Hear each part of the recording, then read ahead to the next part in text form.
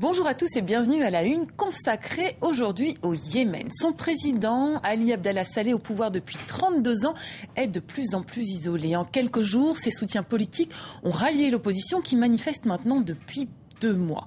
Chefs tribaux, diplomates, mais aussi officiers de l'armée démissionnent en cascade pour protester contre la répression sanglante ordonnée par le pouvoir. Vendredi dernier, en particulier, des tireurs d'élite ont abattu 52 jeunes devant l'université de la capitale Sanaa. Alors depuis, le président Saleh ne peut plus que compter sur le noyau dur du régime, à savoir quelques membres de sa famille. Alors est-il en train de vivre ces dernières heures à la tête du Yémen? Pour répondre à cette question avec nous en plateau, Hichem Karoui, chercheur au Centre de l'Orient contemporain à l'Université de Paris 3. Merci beaucoup d'avoir accepté notre invitation. Alors, parmi les principaux revirements, on parle du général Ali Mohsen et également du Cheikh Sader Al-Lamar.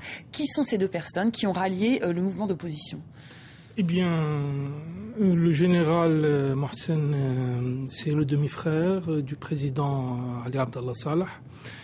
Et Monsieur l'Ahmar, le Cheikh Ahmar, il fait partie de la même tribu. Et ce qu'on voit, en fait, c'est l'effritement des alliances tribales et familiales du président qui sont la base de son pouvoir. Aujourd'hui, qui reste-t-il autour du président Saleh? J'ai l'impression qu'il ne reste pas grand monde. Justement, je crois que le président est de plus en plus isolé, que la plupart des tribus ont rejoint la révolution, dont la tribu Hachid, qui est l'une des plus importantes au Yémen. Les militaires aussi. Il faut savoir que le pouvoir du président a été jusqu'à maintenant un pouvoir clanique, c'est-à-dire qui était essentiellement basé sur des alliances tribales et des alliances et surtout sa famille, parce que sa famille, les membres de sa famille sont tous dans les instances surtout dans sont les piliers du régime, sont surtout chez les militaires, dans l'établissement militaire. Ils commandent tous des zones militaires. Et ce qu'on voit, c'est que des rivalités aussi peuvent apparaître à l'ombre ou disons dans la situation présente.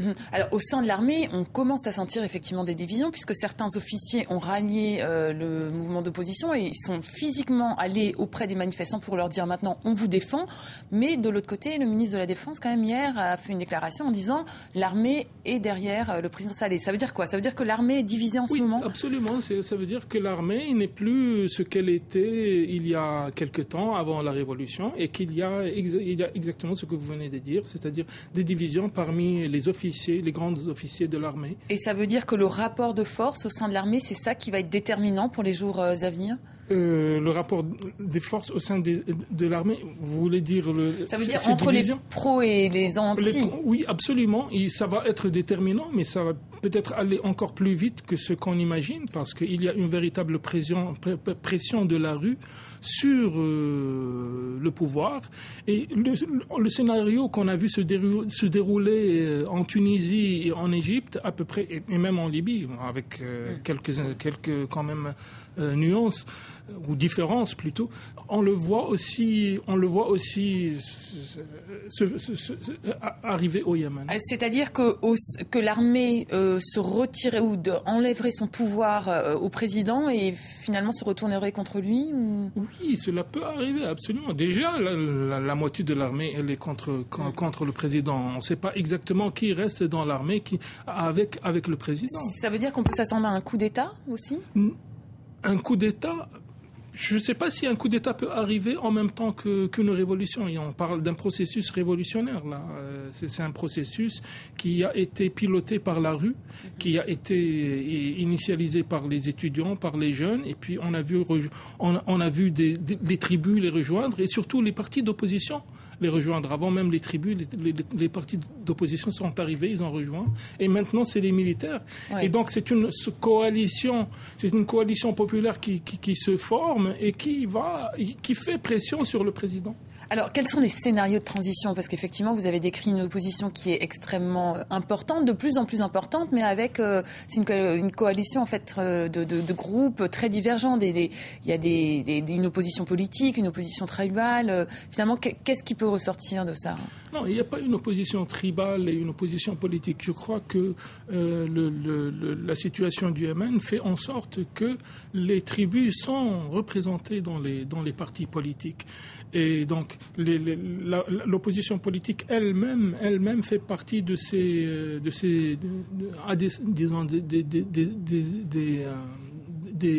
racines dans les tribus. Et est-ce qu'il y a une figure marquante, une figure charismatique qui dirige ce mouvement? Charismatique, il y a plusieurs leaders. Et il est possible qu'il y ait plusieurs rivaux du président dans son demi-frère Mohsen, le général Mohsen, dans le Cheikh Al-Ahmar, dans Cheikh Zandani, qui est Abdelmajid Zandani, qui est une figure de l'islamisme, de l'opposition islamiste, et qui n'est pas très apprécié, par exemple, en Occident, surtout aux États-Unis, qui ont demandé une fois son extradition pour terrorisme. Alors c'est ça, pour les États-Unis, enfin les Occidentaux et les Américains en particulier, le président Saleh représentait un petit peu la garantie de la lutte contre Al-Qaïda. Est-ce qu'une figure de l'opposition pourrait prendre ce rôle aussi? C'est difficile de dire que telle figure de l'opposition peut prendre ce rôle.